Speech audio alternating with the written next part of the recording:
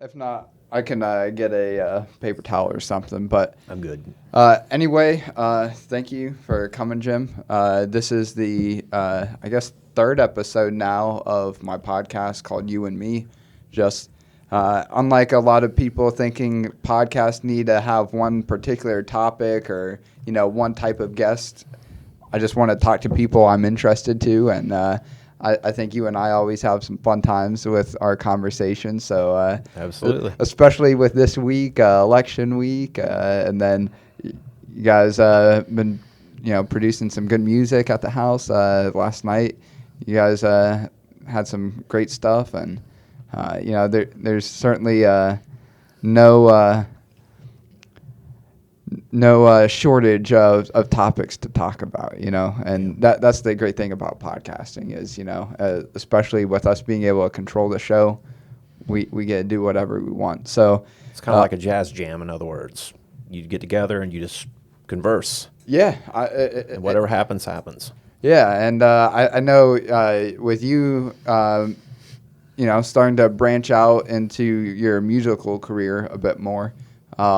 You were interested in like online media and just figuring out the wild west that is podcasting and internet content for like your website, social media pages. I was actually pleasantly surprised that you even had a website. Like when you told me about that last night, I was like, "Holy cow!"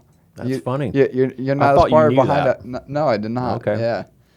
So Yeah, I'm not quite as far, but I'm as far behind as you might imagine from a knowledge base, but from a practical, application base, at least I'm doing some things. yeah, I was. I'm an analog guy who grew up and had to learn digital, and I never really accepted it because it's such a change. It's kind of a different mindset, but I'm hoping we've been friends, Almost like a 12, decade. 12 years, Yeah. 10, at least 10 years, 12 Yeah. years, and I know your dad real well. Yeah. We play music together and have for over a decade. I'm just a tag along. Well, you're the technology buff for sure.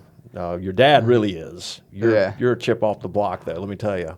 I'm the idea guy. He's the all right. I can actually program this and tell a team how to program this and manage them effectively. I'm still trying to learn the management part. Not the best at that yet, but Well, I got time to grow. You've had tremendous growth in the last 12 months. Yeah. The last 8 months, 4 months, really, but we could go back 12 months. Yeah, And you've just grown cut it off. tremendously. So it's kind of like an exponential looking curve in my mind. It's coming up Oh, fast. Yeah, I think so. And like I was talking to you this morning, I think it's only going to continue just ramping up, more of that hockey stick type growth pattern, exponential growth. And it's kind of one thing, oh, yeah, I'm building this company. I have all these ideas. I want to build this giant drone conglomerate, bring in the media aspect, the internet software aspect of it. And then actually like seeing it happen is like kind of crazy, even from like the perspective of like the person leading the whole charge, But you said something, being analog, right? Where I kind of grew up always having technology. Really, the internet was always around even when I was born, but it still wasn't, what it is today. That's for sure. So I'm interested if you can kind of go back a little bit and not just give a background with your technology, but just in general, from your time in the Navy to how you got to where you are today now, doing music pretty much full time as a career now. Yeah, well, thanks for the question. It's great. I mean, my analog training, or I come from analog, and it's funny you brought up the Navy. I was a Navy officer for 5 years, and I served on USS Robert E. Peary for about 2 years, active duty, 1.5 to 2 years. And that was in Pearl Harbor. That was a great experience. But we had in our Combat Information Center, which is the brain of the ship, that's where you fight the ship from, right? All the sensors and all feed into there. And the smartest dudes work in Combat Information Center, CIC.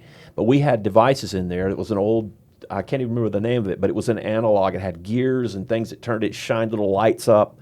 You would lay the chart out of the ocean, and it would chart where you thought a submarine might be going. Wow. It was so Cold War technology. It was always broken. It never worked right. We spent a lot of time. I was determined to get it working, and it worked for like a week and then died again. So it was old technology, and this is 20. But was it actually like digital or like? No, it wasn't digital at all, man. It was all analog. Wow. I mean, they had light sensors in there, but gears and things and belts that Mechanical, very moved mechanical. little things that shined lights up on the chart. So it was very inaccurate. Okay. Nothing like what they have now. Oh, it's in fact, the ship was decommissioned, and I was on the decommissioning crew, and then I left and continued on with another assignment with the U.S. Navy. But so anyway, I come from analog, and I was warned about digital. I was working as a sales guy in a media company here in Atlanta. Stayed there for 20 and a half years. Retired last August. That's crazy. That's almost like that's a lifetime of work. Yeah. That's literally almost my lifetime. 5 years before that, I was a sales guy for various publications and selling advertising. So then I did this for 20. So I've been a sales guy for 25 years. 25 years in media sales. Wow. And always had the love for music. And I got to a point where I felt like I could, I've been very frugal and thrifty with my money, trying to be as smart as I can. I think it's more important for American people now to take responsibility for their finances than ever before. Because companies aren't giving you retirement anymore. They give you a gold watch or whatever. They give you they give you a chance to put more of your money away for yourself. Which nice pat on the back, Yeah. But so I decided to stop working last August, and I'm just focusing on music, and I can do it for I think several years. I'm going to get to pour my heart and soul into what I want to do. Right. If I can find a way to start making money. I studied with a great jazz piano player in town called Kevin Bales. Everybody knows him and who's out there. He's taught me a tremendous amount. He's been the greatest instructor I've ever had in music, and all the other students that study with him would say the same thing. Now, how did you come to meet him originally? Because you've mentioned him in conversation a lot, like at jam nights and everything. But I started getting back into bass guitar with Russ Rogers, and he taught at the Atlanta Institute of Music, AIM. And he agreed to start giving me lessons late at night at like 9 o'clock. And so I took from Russ for a couple of years. And Russ studied with Kevin Bales. And Russ moved out of town, and he said, I'd like to send you over to Kevin Bales. He'll be great for you, and he'll probably take you on because, I'm going to pass him over to you. And in fact, he did it before he left for Washington because he felt like Kevin would be able to offer me more as a teacher, the way I learn and everything. And so, it was very nice of him to do that, and Kevin took me on, and I've been a student of his for over a decade. So it wasn't even really a direct path to him. It's like, found a teacher, and, hey, I'm not going to be the best person for you, but I have another guy. And yeah. I saw him out at the Jazz Jams in Atlanta because he goes and attends, and every Wednesday night at the Red Light Cafe. In, I think Midtown area. I'm not Midtown, real familiar. Buckhead. Yeah, it's not Buckhead. It's further in. Okay. I'm pretty sure it's the Midtown area, and I'm embarrassed, but just the Red Light Cafe, and it's a pretty cool room, and they have lots of music there, live music still. Every Wednesday night from 9 to 11:30 is the Gordon Vernick Jam. Dr. Gordon Vernick, he runs the Georgia State University Jazz Program. Bales is actually on faculty there as a piano instructor. So they run this jam, and any and all are welcome to come out and bring your instrument. If you like jazz music and that's what you play, you'll feel more comfortable. They don't want to have country music because it's a jazz jam, and they want I don't think would go for that. But if you play jazz, come on out there. Now, you've played there, right? And what about some of the other venues around here in the Atlanta area? You've mentioned some again in conversation off air, but we were talking about where Nashville might be better from a recording standpoint. That if you're into gigging, jamming with groups of people and getting to play in different environments, Atlanta's not a bad place to be, and might even be better than Nashville for music in that sense. That is my understanding. I don't know firsthand, but my understanding from influences I have in Atlanta tell me that this is a great scene here for live music in general. And the jazz scene is strong in Atlanta. I would say there's probably 7 or 8 jams, maybe 10 jams a week.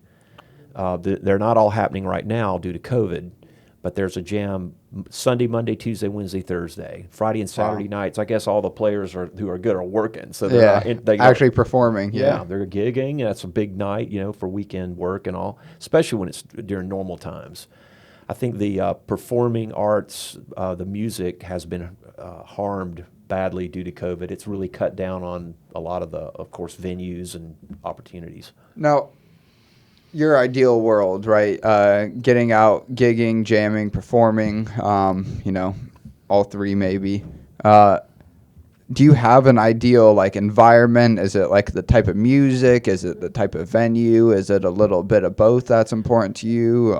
Is it the type of event, or you just want to go Just an play your opportunity. bass and and get paid. Yeah. Get paid money to do something. Here's the thing. Get paid to do something that you really enjoy doing, and that Right. where you're in charge, of your own destiny with it. I really find that uplifting, and that you're Right. not working for someone. And I did that for so long. About 30 years as a worker, doing the traditional type of thing. This music thing is just a part of, and it always has been, but it's definitely a big part of the gig economy. Well, It's- I brought this up in my last podcast I did with Andres, who you've met, our chief robotics officer, and then another guest that we brought in, where, at the end of the day, you're either working for someone else's equity or you're building your own. right. And you're at the point where now you get to build your own equity with the thing you love doing, music. Right. And, that's not a position that everyone else, everyone, is able to get to in life. But, like you said, you've put in the time, you put in the hours, here in Atlanta outside the music scene. And now Yep. you're in a position to where, Yeah. you're at least able to, pursue what Yeah. you want to do. And that, I think this message should ring loud and clear to folks like yourself and young people who haven't gotten, I never got married. I didn't want to do that. I've wanted to do something else. And until I get this craving satisfied, then I think I'll be opened up to find someone. Because that other person, it's a commitment, right? When you're Jim Hampton, rock star extraordinaire. No, but when I accomplish some things. Yeah. I don't have any, illusions of grandeur, but you never know what could happen. If Yeah. somebody has a good sound and people want to play with that person, the right person comes along, maybe there's an opportunity to step up and play with bigger people, whatever. I mean, Kevin Bells has performed all over the world. He's played with some of the biggest names. Now, is that something that you would like to do? I don't think I'll do that in jazz because I don't think that's my destiny really. But I'm learning so much from studying jazz, and I Yeah. like being able to play jazz. But I don't consider myself A jazz musician. strictly jazz musician. I mean, I'm a bass player, and Right. I want to be proficient in jazz on electric bass, where it would be used for many venues and many playing opportunities. They want an upright bass. Right. Because that's a different sound and a different instrument. Yeah, well, you were here for the grand opening. Yeah. We had an upright bass player. But, Terrell, I can't remember Terrell's last name, but he's also working with GSU. In fact, he taught one of the jazz combo classes, a jazz combo class that I'm in. The instructor, Kevin Bells, couldn't make it, so Terrell came in and taught the class for the day. So he's accomplished. You can hear it in his playing. Yeah.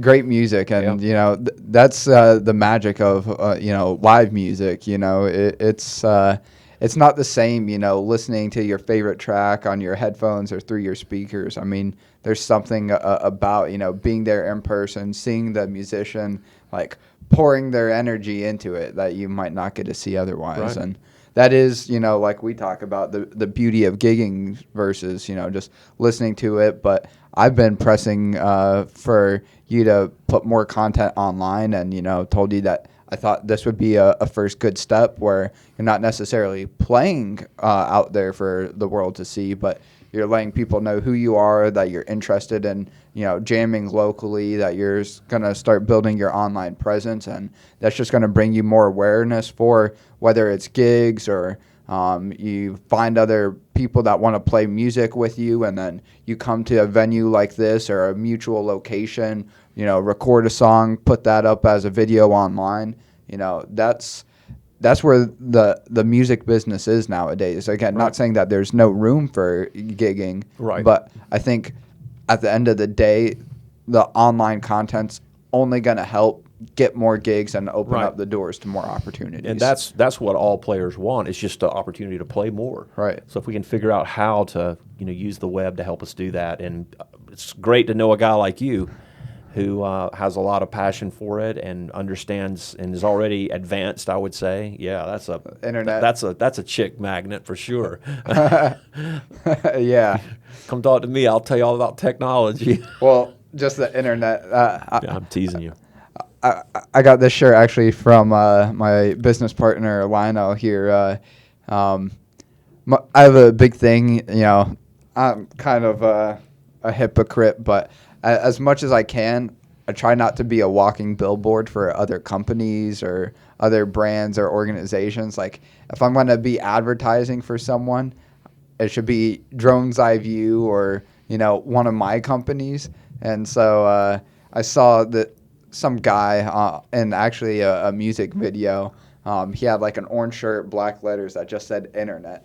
Yeah. And I was like, I need a shirt like that because it looks great. I'm teasing you when I say that, but it's very appropriate. I appreciate it. Yeah, from the internet guy, right? Yeah, and you're absolutely right. I mean, I personally intend to embrace the sales and marketing aspect of the music thing the way I've learned, which is personal contact, and I'm comfortable doing that because I've been doing it for a quarter of a century.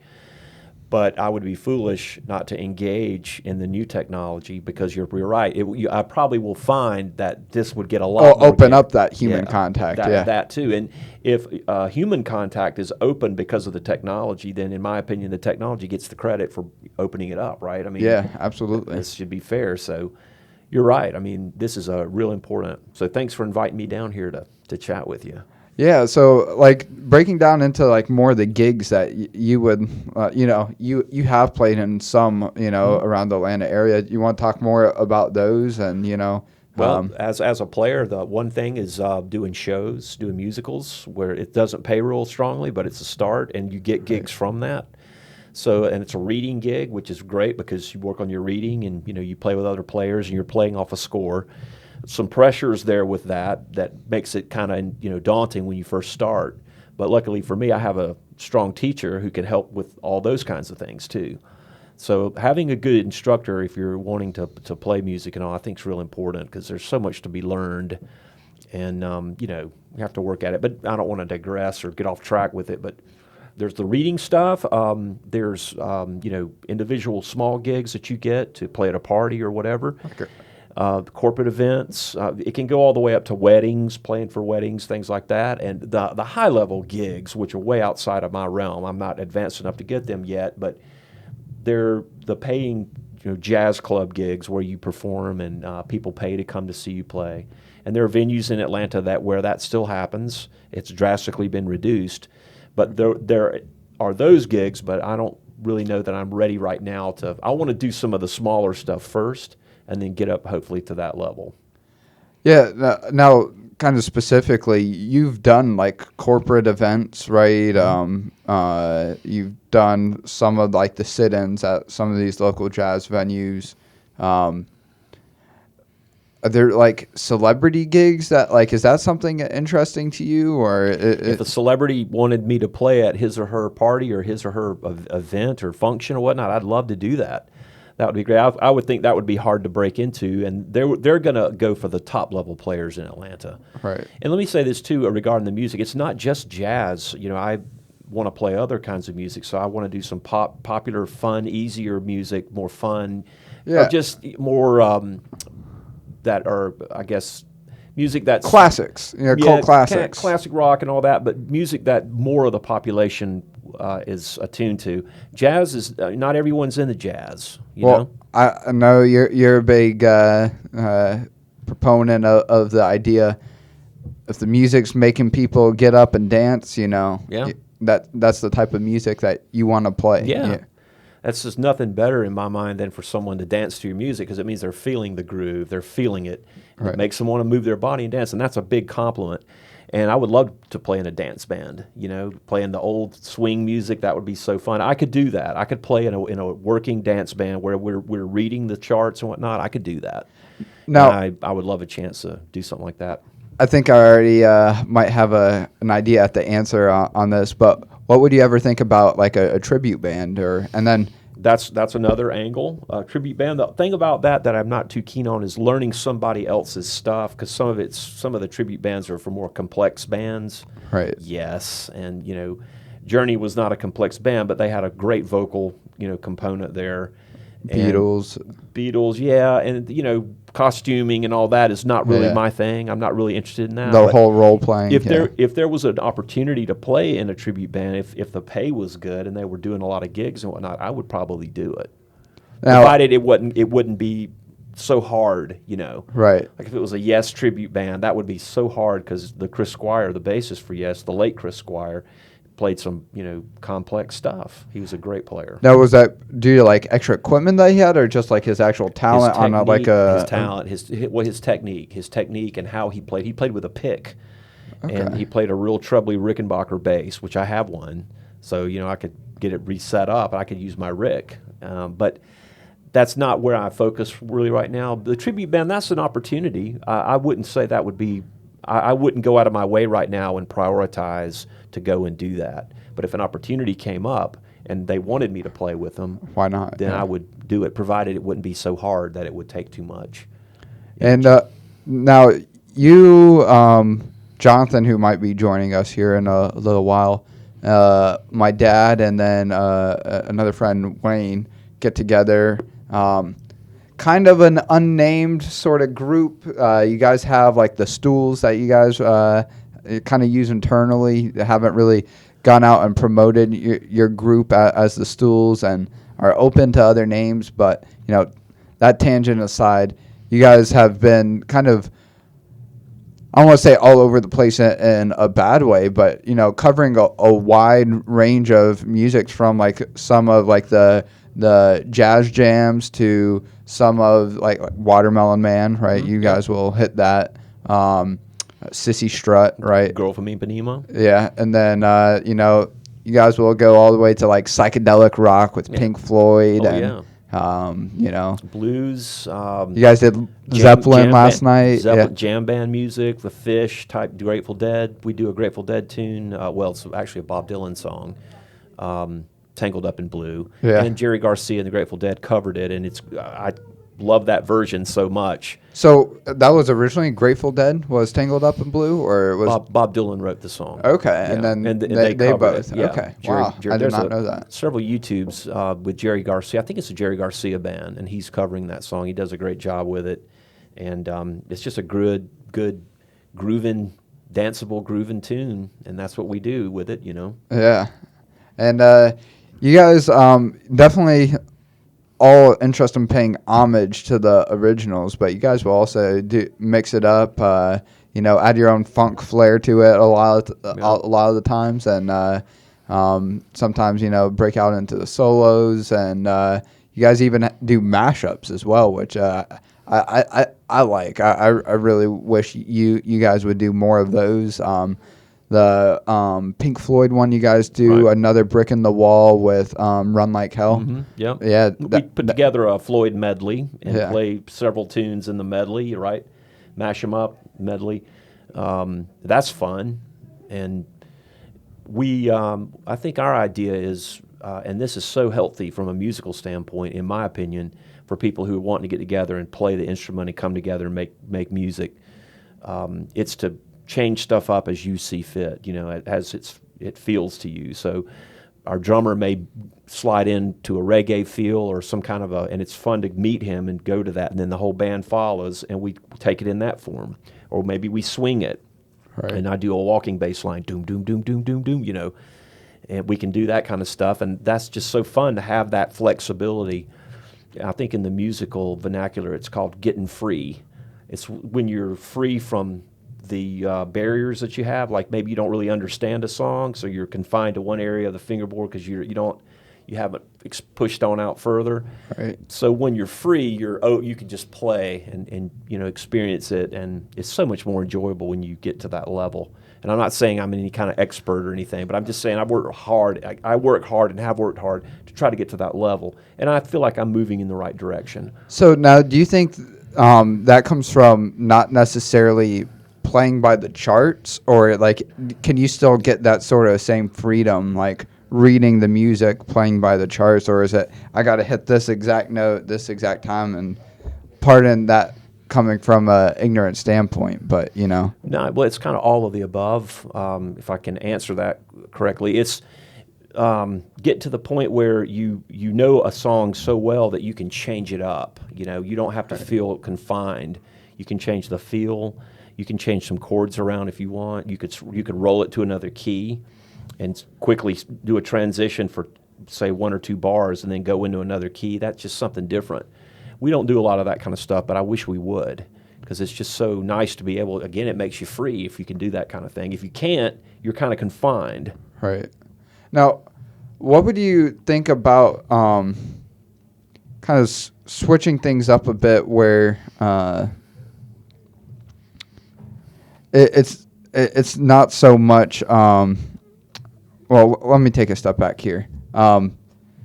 You were talking about having like some gigs where it's totally structured by charts, right? And then others, it's hey, we're playing the song, go. And right. How's the timing done? Like on something where it's like, hey, we're gonna play this song. I guess maybe they say we're gonna play in this key. Right. Is it all just like listening and like playing along as the rest of the people are playing along, or is it like you have to get together with a group of that same group ahead of time to know the style that they're gonna play? Like I've always wondered how like a musician can just like come into a group and like right. just jump in and know. The higher level players can do that, and it takes a while to get to that level. Most people get together with their buddies, their people that they feel comfortable with, and they play and they practice the same stuff until they get it where they feel it's, playable or whatever, play it out. That is at a very different level than a level where you go to a jam and let's say you get up on stage and whatever key is called, if you're comfortable with it and you agree, you can play in that key and you play a song. The good players in this town can do that easily. And, a lot of people that don't know anything at all about music, and the questions that you're asking, I know you're not really a music guy, right? I mean, that's not your... Not on the production. Well, not on the playing side, right. I guess, yeah. On the production side and on the engineering side, yeah. And then the consumption side, yeah. Yeah. But it's, a lot of people don't, in my opinion, and who am I, right? I'm not trying to sound like any kind of authority. I'm just sharing with you my viewpoints. That's all I'm doing here.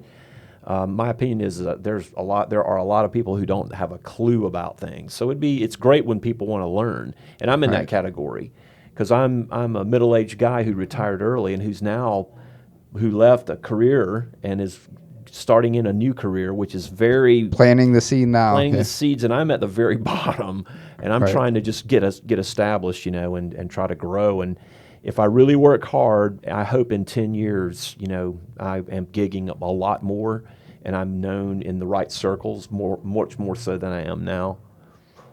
That's my goal, I guess.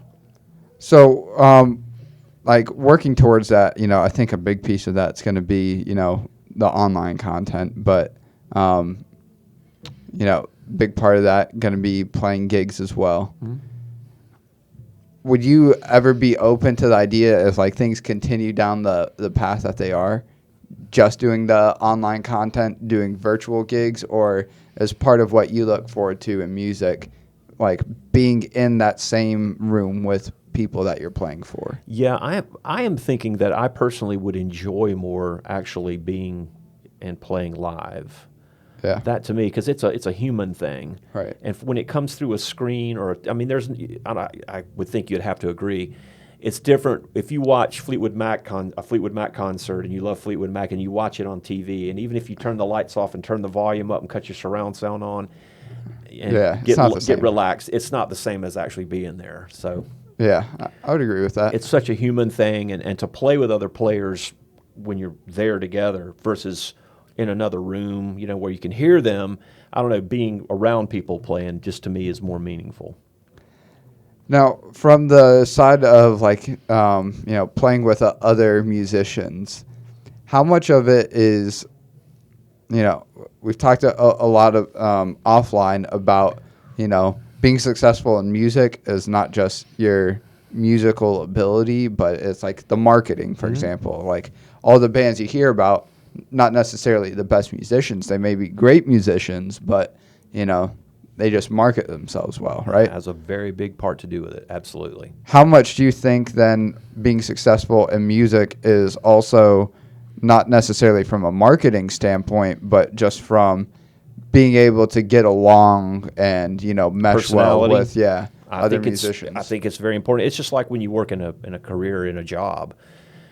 I mean, if you're a brilliant programmer and you work, you know, at a company but you have a personality that is just rock bottom and no one likes you, you probably will be limited as to how far you can go up. I don't know. I would think that if people like you and respect you, as if you're a great programmer, I would think they would want to put you in charge of people. But if you're crazy or, you know, no one wants to follow you or whatever, You're an asshole. they're probably not going to elevate you as fast or with as much zest. See, that's what I always like find interesting. You know, again, not big on the playing side, but even like the history of you know, some bands and music in general. It's interesting. Like Fleetwood Mac, you mentioned. They've just recently come back into the spotlight due to this like viral meme. You're familiar with like what a meme is, right? I've heard of it. Okay, but yeah. Anyway, a lot of like new younger kids, like my age and younger. I heard one. I heard one kid in particular. I think it was one of Gerardo's friends or one of like Gerardo's brother's friends. Say, hey, you hear that new like Fleetwood Mac band?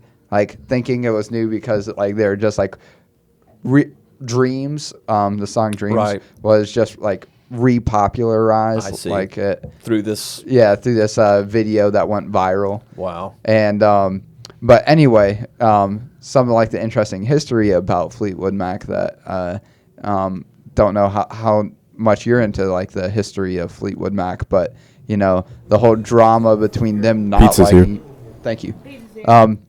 The whole drama of them not liking each other for a while, like all the cheating and lying, and you hear that in the song "The Chain." You know, it's the chain keeping us together, and you know, if it weren't for like us being this great band, you know, fuck all of you guys, essentially, right? You know, and that interesting tidbit about that, you know, that whole album that The Chain came out on, which I think was The Chain album. The Chain was like the middle song in the album, and every other song was like independently written, and The Chain was the only one that they all collaborated on. Together. I didn't know that. With writing credits. That's interesting. I know they had a really, you know, vicious time with each other, and Pink Floyd did the same thing. That was a great band, and so many of these bands, and the creativity required, okay, with you have all these different people contributing their own parts, and they probably could be considered, you know, brilliant in their own way. Right. And then you bring them together, and they have to work together and compromise and all this kind of thing. And I can see where, you know, there's conflict that arises.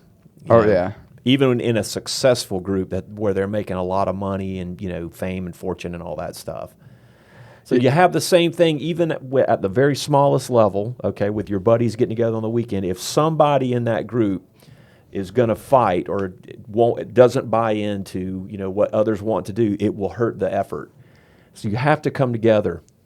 Yeah, it's interesting though how much of that. That's my opinion. Yeah, it just begs the question, like, it's obviously not sustainable for the long term if you have like hate and vitriol, but like for creating great music, I wonder how much it actually could help, you know, depending on the people, depending on the situation. But, you know, like Fleetwood Mac, that whole album, they hated each other, and one of the best musical albums of all time, you know, arguably. Yeah, you know? I guess this is Rumors we're talking about, the album. Yeah, it might be Rumors. Yeah. They had some of their greatest songs on that, and I'm not any Fleetwood Mac connoisseur. I respect that band hugely because they were so successful, and I've seen Lindsey Buckingham perform live, and he did a tremendous job. This was at Peachtree City about 2 years ago, a year and a half, close to 2 years ago, I guess. But that was really something to see, and you know. What was your first concert or live show you ever went to? Doobie Brothers. Really? Mm-hmm. I was probably about 16, maybe 17 years old. That was the first.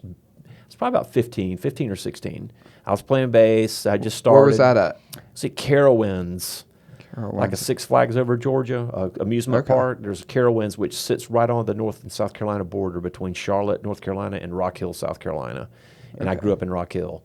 So it's right there, and they have bands of their caliber that come in and perform. That was my very first concert. I didn't do a ton of concerts growing up. I just, just being honest, I didn't do a ton of concerts. I didn't go to a ton of concerts. I went to quite a number, but not anything like a lot of people I knew. I've never been You're not like that music festival guy, or I've been to many festivals, and I've seen lots of people play at festivals and all, but I've never really been to many just music festivals. I have been to some. I don't want to sell myself too short here, but I know some people that would go see a concert about every 2 weeks.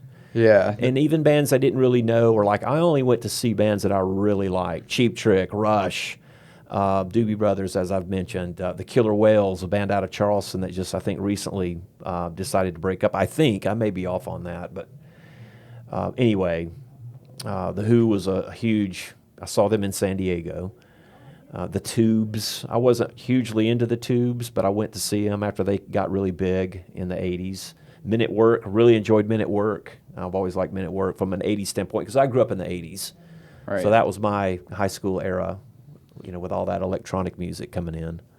Now,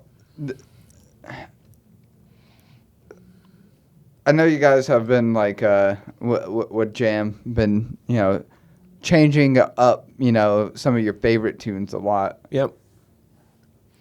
What would you think about, taking the time, you, Jonathan, my dad, maybe separately or together, writing music? Have you ever had a hand at that? I mean, back when I was like really, really little, like I didn't actually like write out the music charts, but I like write out lyrics and everything when I was younger, and that's always been something interesting to me. But wondered if that's something that you would like to accomplish.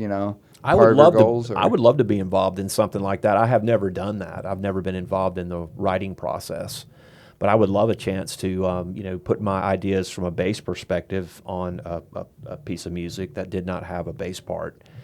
Get some rough guidance from the guy who wrote the song as what he or she is, what they're hearing and what they want to hear. And then I think about it and look at the chords and I figure out a line that I could put in to try and give it the right feel. Yeah. I've listened to a few different perspectives on like writing music, and it seems like there's no like one wrong or right way to do it. Like I've heard like all very successful, at least in today's age, household names most likely for a lot of people. Some will just say they just start like jamming and like making up words and everything, and just like keep refining it, and maybe if they're really, in the zone, a few minutes or a few hours later, they'll have a song. And then others, I've heard, like, you just basically go on a retreat with you and your band members, lock yourselves in a studio type environment, for a weekend, and hey, let's come up with some music. Several weeks or a month or a couple of months. They've been out for quite a while. All of the above. Yeah. I was told in high school by a high school band director, he was a really fine drummer, Bill Stowe, Stowe. I don't know whatever happened to Bill Stowe, but he had done a lot of work as a professional drummer. And he said the Talking Heads, the way they recorded a song, they would go in the studio and somebody would have a riff, and they would get on the riff and play it and record it and just play it over and over and over, and then they would start adding stuff to it. Wow. So once in a lifetime, doom doom doom, doom doom doom. That was a groove that they just got, and then they built the tune around it. So there's that way of doing it. There are songwriters, I have been told, in Nashville, and they can churn out a song, once a week or once every 2 weeks. Right. And their goal is to hopefully get that song in the hands of someone who could pass it to Garth Brooks or make it famous. And then if they have a hit off of it, the artist gets the credit for it, but the royalty will be paid to the person who wrote the song. Wow. And it's my understanding, if you get one of those, your expenses to live are covered for the rest of your life. and everything from there is gravy. If it's a hit, but Right. hits are different now, Right. I think it's Those are once in a lifetime, if you're lucky. Doom, Yeah. doom, doom, Yeah. doom, doom, doom, yeah. So it's interesting. The music business for me is not. I'm not as keen on getting into that side of it. I just want to try and do something other than work for the man. I want to do something for myself, something that I really enjoy, and that's Right. why I'm doing the music thing. I mean, I want to do it. I want to grow as a musician. That's important for me. Yeah, that's part of the passion. But this podcast could apply to anyone in life who wants to. I have a brother who retired as a colonel in the U.S. Air Force, and he's done some different things just to occupy his time. He doesn't really need the money, but he's going back to school at a community college and getting an associate's degree in horticulture. I think that's extremely cool. Yeah. And that's, a message I don't think a lot of people hear, especially when, whether you, no matter who you blame, whether it's like social media companies, traditional media, yourself, or whatever, there's so many people that have the mentality that I'm not young. That's a young man's game. I can't do that. But here you are getting into music. But like, look at, very successful. Like I look at it from a business perspective because that's like what I'm putting, an overwhelming amount of my energy and focus on is building my own company. Right. Look at the Sam Waltons of the world, the Walt Disneys, like in their 40s before they started it. And there's, those are two very prominent examples. But, you can just go on and on, people that have made, very successful companies, from the latest stages of life. Yeah. Well, man, this is don't want to switch gears and get political or whatnot, but this is very important to me, and it's a country we live in. I believe in this country and what it stands for, and I feel honored that I have, and I feel very fortunate, and I'm very thankful to be in a position where I can pull away from the grind and do something different for a period of time. It may be 2, 3, 4, even 5 years. I think you'll be. At some point, I'll have to make a decision. Okay, I need to go back to work to get back on the race. I hope I don't have to do that though. I think you'll be fine. I think keep on the track that you're on. Again, like you're even talking with my dad this morning. There's no doubt that the musical quality has like improved drastically. Like you're telling me, even just looking at the last few months of my company's growth. Right. I think the same is with your guys' music. I mean, you guys have been getting together for, again, a long time now. And, I think everyone, it's taking that concerted effort of, hey, I want something more out of this, right? And I think you guys are all there, Right. Yeah, it's been really fun, and it's kind of exponential in nature, because we're rising, and I'm not saying that this is the very top. There's a long way to go, but we're improving, and it's just so great to to see that. And anything you do in a group like that, in a creative effort, when things start working, this is my opinion. When things start working, that's where the magic is, because everyone's contributing, and then you get something totally new, or that's been created. So this could be.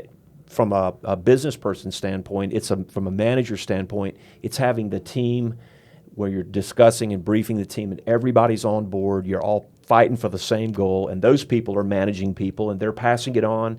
If there's one person that's a bad apple and they poison, it hurts the effort. It brings everyone down. Yeah. So that's and one thing I really like about the music, not to sound too pretentious here, but with everyone doing their part and having the goal to play well and whatnot, there is no sabotage at all because it's pure. You can see it, feel it, experience it. Well, so it's a different world than the example I just gave you about the management person. My point was, it's great to have people come together and create something. Well, and I think the best people to bring in together to create something is, using the approach that, I try to employ with my company to the greatest degree I can, given my resource constraints and, and just, where we're at in this stage. But having people like, I think Warren Buffett has brought this up as one of like his kind of philosophies. only like hiring the people that are essentially going to do what they would want to do anyway, right? Like Right. essentially managing themselves. Oh, sure. And like you said, everyone, bring their part to the table, carrying their own weight essentially. Yeah. I mean, is crucial. I mean, it's not just having the greatest guitar and vocals Right. and, having subpar bass and drums, right? Right. It'll be terrible. And It won't it's work. everything, It right? won't work. Everyone It's- needs to want to bring their part to the table. Right. And I really like the fact that you just brought up Warren Buffett because he's a hero of mine. I think Yeah. anything that he's written or his partner Charlie Munger has written, I think it's smart for people who want to control their financial The destiny. Jim Hampton Bible. No, I wouldn't go that far now. Nothing's better than the good book, but there's some great knowledge on life and how to treat your financial, situation. It should be cared for. I feel you owe it to yourself to care for it and being interested and involved in it.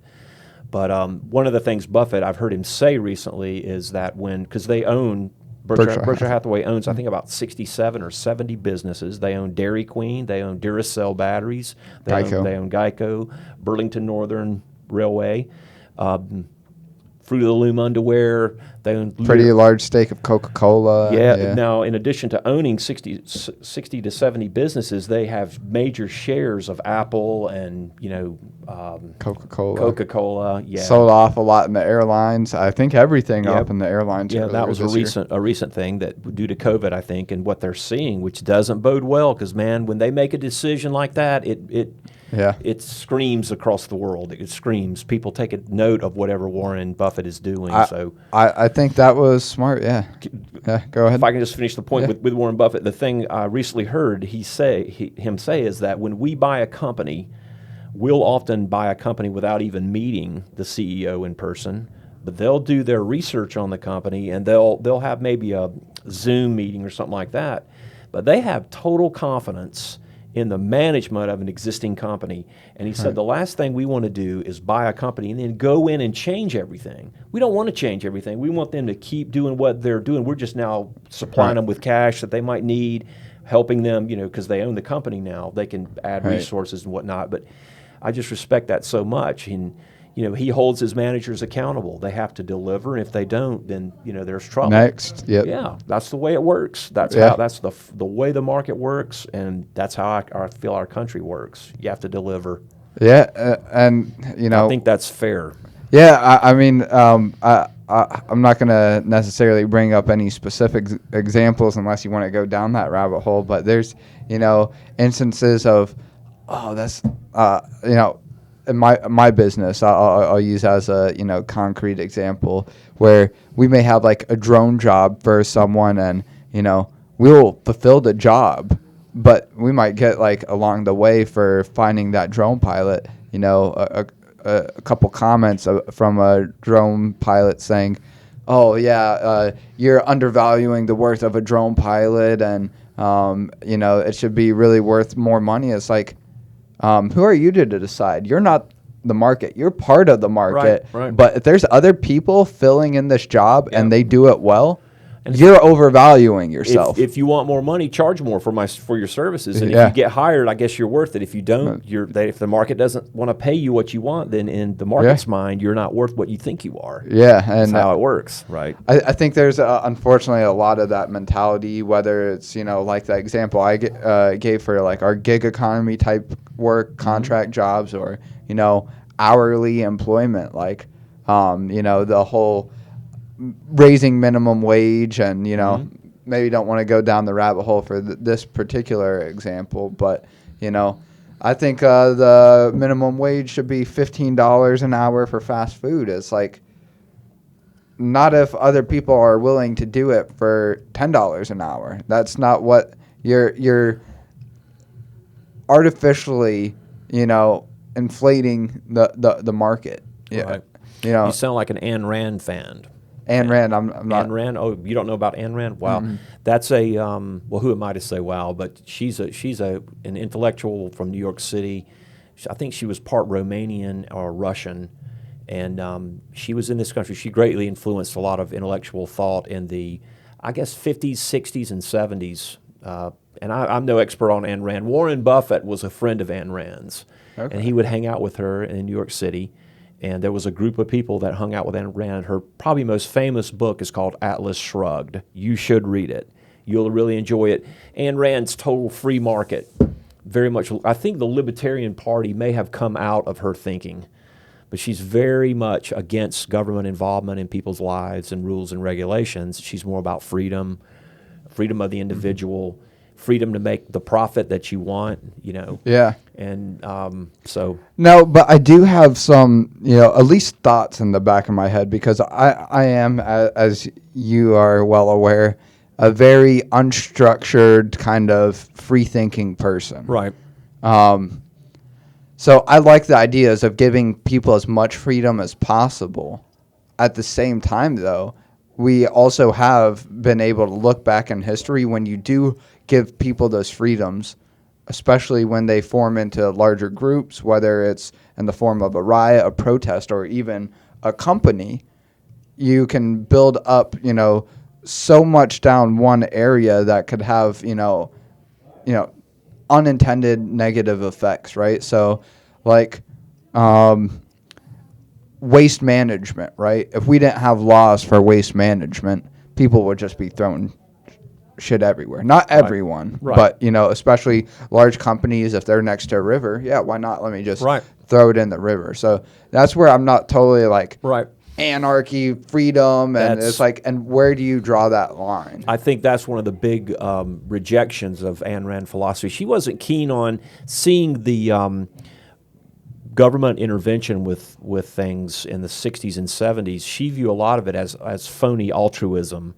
And she said it's not really being true. You're true to your desires or what you want for yourself. Right. So we should not be made to feel guilty for wanting to pursue the things that make us happy, I think is one of the main tenets of her thinking. And I'm no expert on Ayn Rand. I need to read Atlas. I read it once. That was a long time ago, and it was like I was in junior high or I think maybe high school. I might have to read it because, I think you'd like it, man. It's AYNRAND.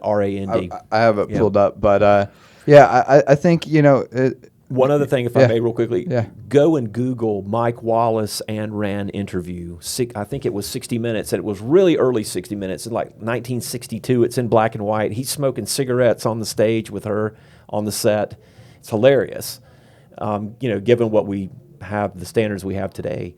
But you get to see Ayn Rand and hear from her directly, and it's really enlightening. I would watch that before I read Atlas Shrugged. I have it pulled up, queued up, ready to go. I think you'll like it, man. Yeah. 'Cause she's absolutely entrepreneur friendly, huge. Well, yeah, and that's where, I'm very, empower people, give them opportunity to do what they want to do. And, it's just unfortunate that some people, again, whether it's intentional or not, will go to the extreme lengths to, make a profit in the case of a business, or, try to shut down other people's ideas because it doesn't match up with that of their own group. But you're just going to have that if you allow free speech. And I think that's being tried more than, not ever, but more than at least in the history that I've been around, right? Right. I don't know how much you want to get into this election, but my thought on it is that everyone's so exhausted from what's been happening in our country and all, and everyone has heard so many opinions, and I'm just exhausted from all the opinions and all these people conflicting ideas and whatnot. And I'm so disappointed that we're so polarized. And I was hoping that for this election, you asked, so this is about as deep as I want to go. I was hoping that there would just be a significant majority, so the people could see clearly. We're unified. Yeah, the people of this country could see clearly that there is a strong. There's a strong majority for one idea, either the socialist idea and more of the socially responsible, I guess, ideas of the current Democratic ticket versus more of the pro-business, little harsher side of life for the Republican ticket. And unfortunately, we don't have a clear picture of that. So there's going to be a lot of skepticism. There's going to be a lot of bickering. We're not going to be divided. I don't think Joe Biden will be able to unite this country because these Sean Hannity's not going anywhere. Rachel Maddow's not going anywhere. Anderson Cooper at CNN's not going anywhere. They're just going to change their stories. I like to say this. If Trump loses and Biden wins, Sean Hannity's going to bring his defense off the team, off the field, and put in his offense. Rachel Maddow will take off her offense and put in her defense. They'll just switch roles, and the fight's going to continue. So this contentious society we have, I think, unfortunately, I hope it's not, but it might be a part of this, of the zeitgeist, so to speak, the mindset of this country going forward. It's kind of, we need someone. I think it will for the next few terms. Yeah, we need someone to unite us, but I just don't see how it's. You don't see anyone on the horizon. No. And we're going to have to get past this this divide we have. We're going to have to find some things that we are agreeing on. One thing I'm hearing a lot of is the idea of a third party, getting strong, and a third party developing, and that would break this left or right. But this, I'm personally for the no party system and voting for who you think would be the best person in that office, whether it's a presidential office, a local position at a city, state, or county level. I was hoping we wouldn't go politics, but it looks like we've kind of segued into politics. I know you have that thought. There's a lot to that, and a lot of, I think, holes in that argument. Especially from the higher up level. The local level, I could see that being more applicable for the local level. And one of the things that we have talked about earlier, and I hope we'll maybe go eat some pizza or something. We're back now with the third episode of the You and Me podcast with Jim, now joined by Jonathan as well. You heard Jonathan referenced earlier in the conversation Jim and I were having as a fellow band or jam member. And Jonathan, you want to kind of break that down, introduce yourself, talk about, how you and Jim know each other and, Yeah. So I started playing music with a mutual friend of Jim and mine. It's actually my cousin. My dad. Yeah. And through that, Jim and I kind of planted the seeds for what blossomed into quite the beautiful friendship, if I say so myself. Thank you, Jonathan. Gay. No. Well, not yet. That's third date kind of stuff. So sorry. Go ahead. No, I mean that's pretty much it. We've been playing together now for, I guess it's been about 5 years. 5 years, yeah. Well, probably 4 to 5. 4 to 5. Yeah. I know. Jonathan, kind of being a little humble here, so he's multi-instrumental. Actually, you would probably say predominantly a drummer, right? Yeah, that's definitely the thing I have the most fun playing, and it's what I enjoy playing. But actually, you guys playing together, you didn't start off on the kit. You started originally jamming, playing piano. Mm-hmm. Yeah, vocals. Doing keys and singing. That's how I got started with the guys. And that was Jim's cousin. Actually, was I guess one of the original members of the jam session, drummer. And not to say that there's no bands with two kit setup, but that's not always the most practical thing. So Jonathan, being as talented he is in the world of music, is just adaptable and able to really hop on just about any instrument, it seems like, at a moment's notice. So, well, thank you. Yeah. We were talking about the jam last night. So, what were your thoughts on that, Jonathan? As Jim and I were talking about, especially over what I feel like the last few months, you guys have really been taking leaps and bounds. In far as building up, whatever this is amounting to, but you guys seem to all clearly be on the same page of wanting to do something more than where it's at right now. Yeah, so I guess just keeping within the scope of last night by itself, I thought that our pacing was very good. We were able to play quite a few songs in a short amount of time, and I think that on some of the songs we were listening to each other really well. Some of the other songs, I think we struggled with that a little bit. I think that there was some confusion on the form of some of the songs, and definitely areas we can improve. But for the most part, I would agree. I think that we've gotten significantly better over the time we've played together. And do you think that's more so just you guys being on the same page more as far as what you want from music, or do you think it literally is your individual talent is rising, but you're hearing it all together? I think it's mostly from people listening to me and doing what I. No, I'm kidding.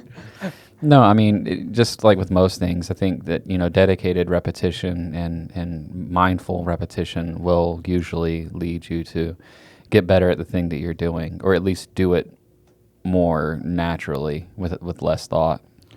So I'm interested to hear your take on the future of the music industry, at least as it may relate to you. Mm-hmm. You are in the music business right now on the teacher side. You've gone and played out at gigs before, right? And now with doing the Stools venture, if that turns into like another band name, we'll see. But Jim did not grow up with technology and the internet the same way that you and I did. Well, you had a microwave, didn't you, Jim? Not until much later. Really? It was high school era. I guess. Wow. They came out when I was in in junior high, early high school.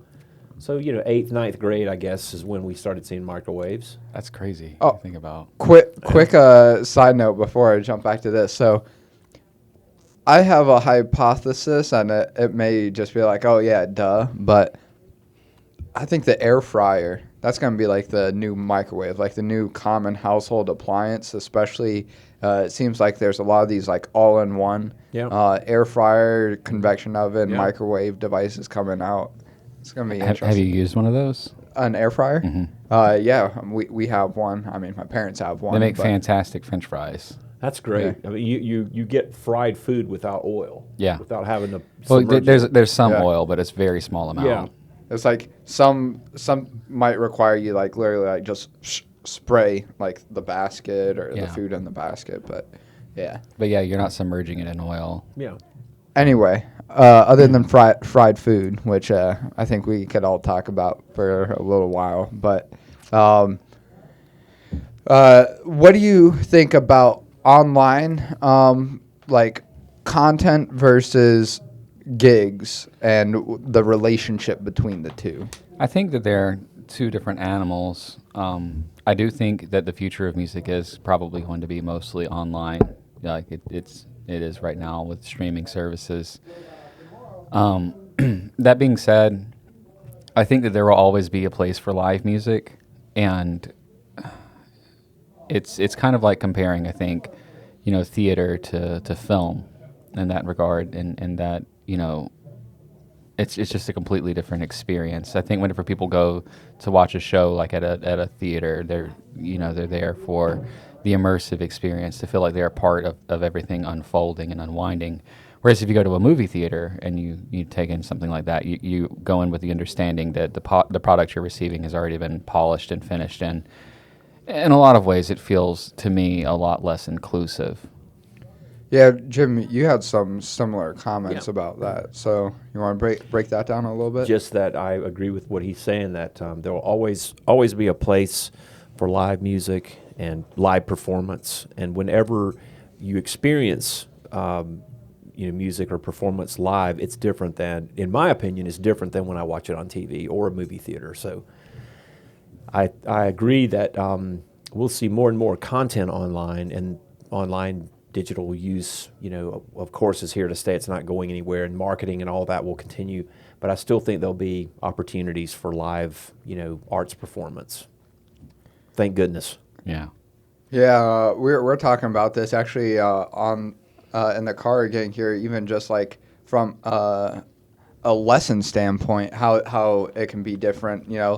There's pros and cons to each, but teaching people virtually, that's really opened up the doors to lots of possibilities. Where, just off the top of my head, I wouldn't be surprised if it already exists, but if it doesn't, seeing some sort of like platform where you could start getting virtual music lessons from, big name people, Right. that are wanting to offer lessons to, young kids that, their parents may have a bit of money and interest in them, doing well in music. I know there's something similar for like baseball coaching or sports coaching where you can get connected with collegiate level or even professional level athletes to help, your Yep. child. That is happening. Okay. I know that I'm pretty sure Herbie Hancock is doing that. Yeah, And Dave Weichel's doing it too. Then it's master classes is what it is. Okay. It's Well, not- I Dave, don't- Dave Weichel's doing actual lessons. Oh, he's doing Yeah, one-on-one? he's Wow. doing it's like a monthly subscription thing. Wow. It gives you access to the entire library of all of his videos, and I think you also get one lesson per month with a monthly subscription Wow. package. Yeah, definitely considering it. So, what do you guys think? And, I don't think there's a right or wrong answer here, but just from an opinion standpoint, where do you guys think, the formation of someone getting into music comes from? Do you think that's something that's developed at a young age, and if you don't develop it at that young age, you're probably never going to get into music? Or do you think it's from, there's no getting around that a lot of, production of music, especially like comes out in the lyrics, comes from heartbreak, right? Do you think that's where that's the common denominator, or do you guys think there is a common denominator for people that do get into music and then do it seriously, or Well, when you say get into music, are you talking about listening to music or playing playing music? Okay. music? Yeah, sorry. I think that for the people that, play music versus the people who don't play music, the biggest difference is I would say opportunity. I believe that most people, not all people, but most people have the capacity to play music, at least at some level of skill. Those that don't, for some people, it's just not going to happen. And for others, they just never really received the exposure or the training, or, they didn't learn how to practice. And that's something that doesn't really get talked about as much as it should, is, practice being something that you do with intent. I think a lot of people kind of passively practice. Or practice because they feel obligated to, maybe by like their parents, especially if you're younger. Well, or even if you feel practice because you feel obligated to, you can still do so with intent. I think that the danger is whenever we start looking at, okay, I want to learn to play the song, and you just start practicing that song mindlessly over and over and over and over without actually thinking about what you're doing. That's I think, the establishment of a lot of bad practice habits. Now, do you see that formation of, going from just someone, pretty much everyone listens to some form of music, but narrows down quite a bit for the people that play music? What do you think there's like a common denominator for, what makes someone like jump into music? Or do you kind of agree with Jonathan about just the opportunity not being there for some folks? Or All of the above, and I would have to say from an individual standpoint, for me it comes down to really one word: curiosity. People who are curious and want to do something like that. It might be painting, it might be dance, it might be running a company. It's just a massive curiosity to investigate. There is no homework because you do it willfully, right? There's no one's going to keep you accountable other than you. And that's true. And there's times, of course, when you've got to do stuff that you would rather not do, or you don't feel like doing it, but you enjoy it and you embrace it. So it's just what you do. So it's just that, as I see it. Some people are just bent that way, and it can happen at any time in life. You can be 50 and get an itch to learn to play the piano, and so you ought to buy Scott's his first name. It's Scott, the piano guy. He's got a real kind of a way to learn to play songs that you want to play on the piano, and without having to do all the other stuff. If that's what you want, that's great. Yeah. Okay. So, Jonathan, we talked a little bit about like what Jim is looking for in the arena of, building a music career. Hmm. What's your interest level in gigs versus doing the online content, doing both? I think What's most appealing to you? I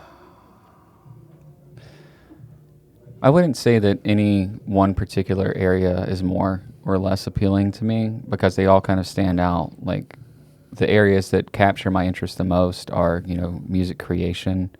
I love writing music, music performance. I love getting out in front of people and playing, and teaching.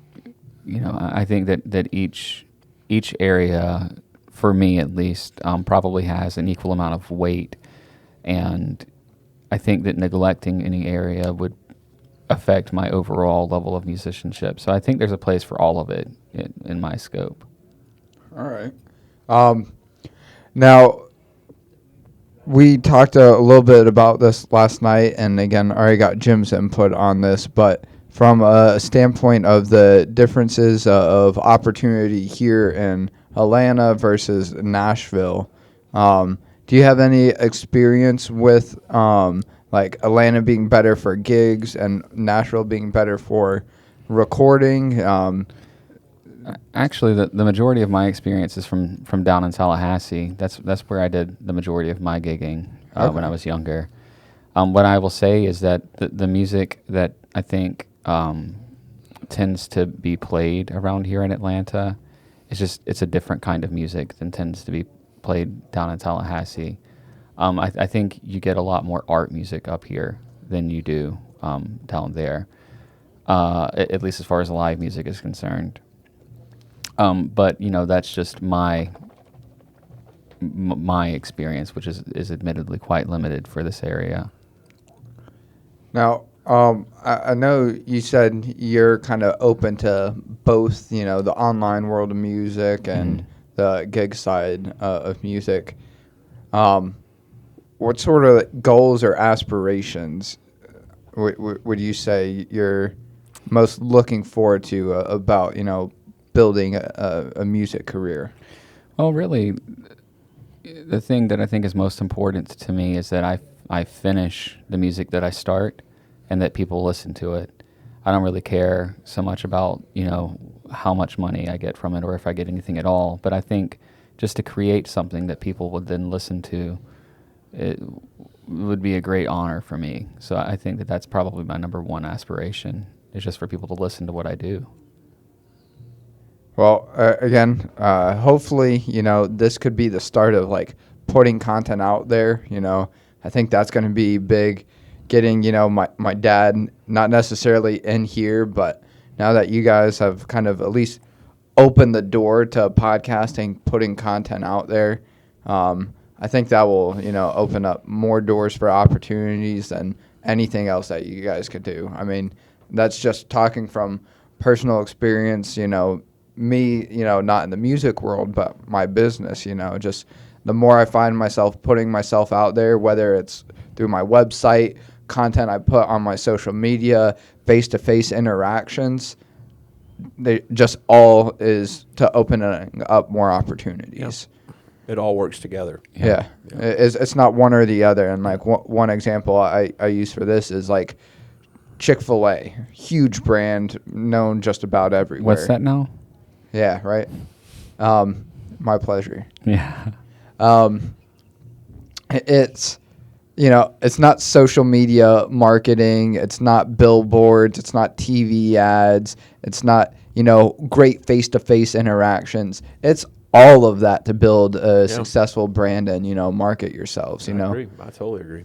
Well, I guess unless there's anything more that you guys want to like break down and dive into, either on the music front, Jonathan, I know you're not much of one for politics, so glad that we got that, little cover that we did. But oh yeah, there was some kind of like choice happening here recently. And Brian brought me the phone. Yeah, So Biden has won at 290 electoral votes. Oh, they called it? Yep. Apparently so. Yeah.